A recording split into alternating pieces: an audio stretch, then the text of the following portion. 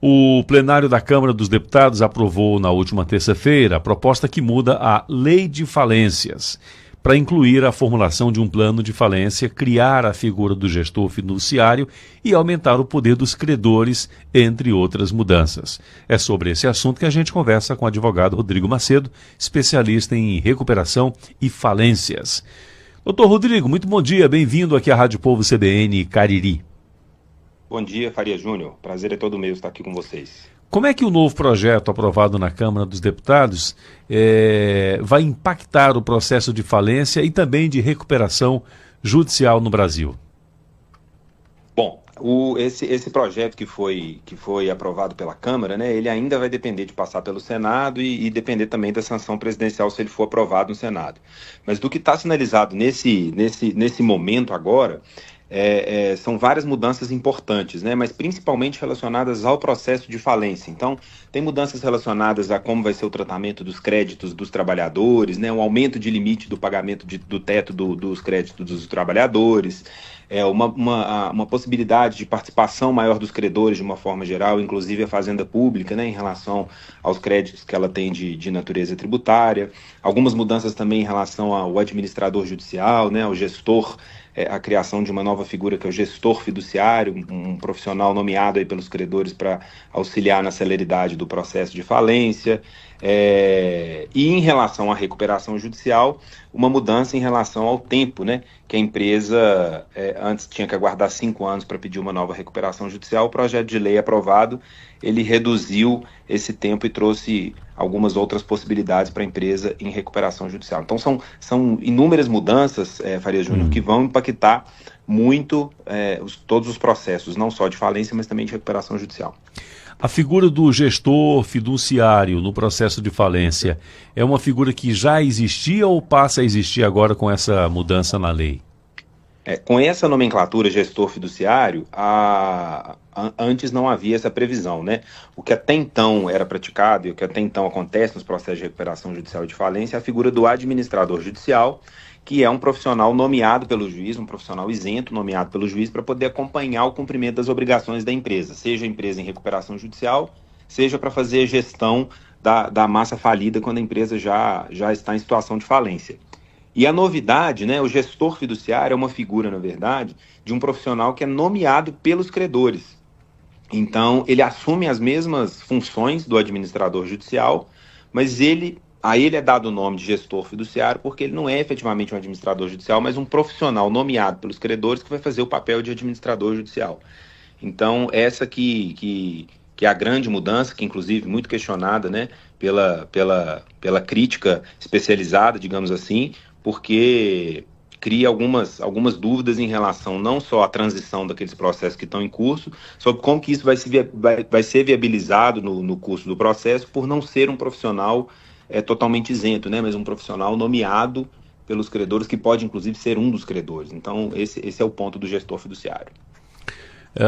Você acredita então que essa mudança vai sim trazer benefícios ou desafios adicionais tanto para credores quanto para devedores? Temos as duas situações nesse projeto de lei, Faria Júnior. Algumas situações aqui são mais benéficas, então vão de fato permitir, né, uma otimização de alguns atos do processo. Então, por exemplo, tem uma previsão muito interessante relacionada à Fazenda Pública, que ela tem uma participação importante no processo, né, para acompanhar ali o cumprimento do pagamento dos débitos tributários, mas ela vai ter, a partir de agora, com essa alteração, uma obrigação de informar no processo, né, apresentar um cálculo no processo de quais seriam as condições mais benéficas para a empresa poder cumprir com as suas obrigações tributárias. Antes não tinha essa obrigação para falência. Então facilita ali o diálogo entre a empresa devedora e a Fazenda Pública. Ao mesmo tempo, nós temos alguns outros pontos que podem trazer algum tipo de dificuldade, como é o caso do gestor fiduciário, que eu comentei agora há pouco. Sim. Que de fato é um profissional que vai trabalhar aí não com a isenção necessária que hoje existe na figura do administrador judicial. Então a gente tem, eu usei 2 exemplos, né? O projeto de lei ele é bastante extenso e traz diversas mudanças, mas eu trouxe 2 exemplos para te mostrar que tem coisas benéficas que vão facilitar e coisas que não são tão benéficas assim e ainda vão depender de ver como a coisa vai avançar. Geralmente os credores são bem penalizados, têm aí prejuízos quando uma empresa decreta falência ou recuperação judicial. E aí o projeto tenta corrigir ou diminuir o prejuízo, ou seja, o credor ele passa a ter um poder maior dentro desses processos? Isso. Há quem defenda o projeto de lei no sentido de que o objetivo dele é trazer uma maior celeridade para o processo de falência, né? Então tem uma previsão, por exemplo, da apresentação de um plano de falência, que é semelhante ao plano de recuperação judicial, mas só que é um plano de como a empresa vai fazer a venda dos ativos para poder pagar os credores. Então, há quem defenda que o projeto ele vai beneficiar o credor nesse sentido, porque vai ficar um pouco mais organizado e vai ter, de fato, um planejamento de como a situação vai se resolver. Porém, quando você dá muita voz a todos os entes envolvidos no processo, no meu modo de ver, você cria, muitas vezes, uma possibilidade de um embate, de uma discussão muito maior sobre alguns pontos que antes não poderiam ser discutidos, e isso pode, eventualmente, atrasar um pouco mais o trâmite, gerar recursos, discussões judiciais, enfim, e tornar o processo, apesar de com o objetivo de ser mais célere e mais objetivo, talvez um pouco mais litigioso, digamos assim. A gente está conversando aqui no Povo no Rádio, na Rádio Povo CBN Cariri, conversando com Rodrigo Macedo, especialista em recuperação e falências, falando sobre esse novo projeto, o projeto que foi aprovado pelo plenário da Câmara dos Deputados, que muda a lei de falências. O ouvinte pede para a gente solicitar que você esclareça uma dúvida muito comum para quem não é do mercado financeiro, para quem não tem empresa, né? O ouvinte, o cidadão comum está ali acompanhando. Qual a diferença entre falência e recuperação judicial?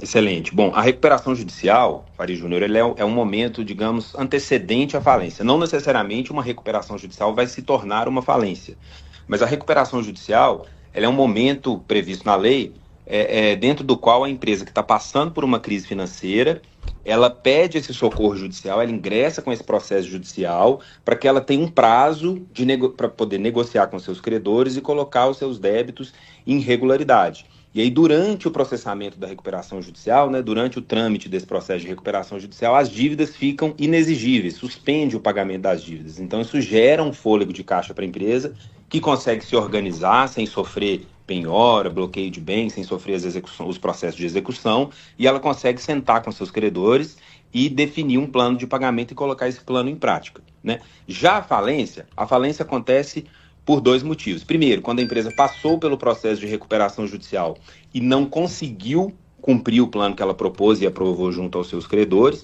Então, aí o destino desse processo, quando a empresa não consegue cumprir, é a falência, que é a quebra do negócio, o encerramento do negócio. Ou então, quando a empresa já está numa situação em que não adianta pedir a recuperação judicial. A crise já é tão grande, a atividade já não é viável, já não tem um mercado que consiga me gerar receita suficiente para eu poder colocar em dia o pagamento com meus credores. Aí eu faço o pedido de falência, que nada mais é do que uma modalidade de encerramento do negócio, né? De fechamento do negócio, liquidação ali, a venda de todos os ativos para eu poder pagar os meus credores e encerrar a atividade. Quais são os principais pontos de preocupação dos especialistas em insolvência com relação a esse texto que foi aprovado? O que vocês acham que tem de positivo e o que preocupa, que, portanto, poderia ser melhorado no texto? O grande ponto de discussão, né, entre o público especializado tem sido relacionado a essa figura do gestor fiduciário, que, como eu disse, né, é um profissional nomeado pelos credores para representar os interesses dos credores e das partes envolvidas, né? A lei trouxe para esse profissional, né, tanto o gestor fiduciário quanto o administrador judicial, uma limitação de remuneração, uma limitação de tempo de atuação no processo.